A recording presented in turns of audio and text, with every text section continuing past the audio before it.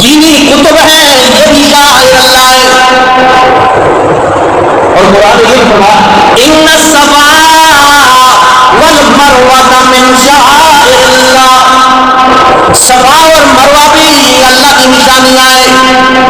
بیت اللہ ہے یہ بھی شاعر اللہ ہے. مدینہ ہے یہ بھی شاعر اللہ ہے. اس کی تعظیم اور عزت کا حکم اللہ نے دیا.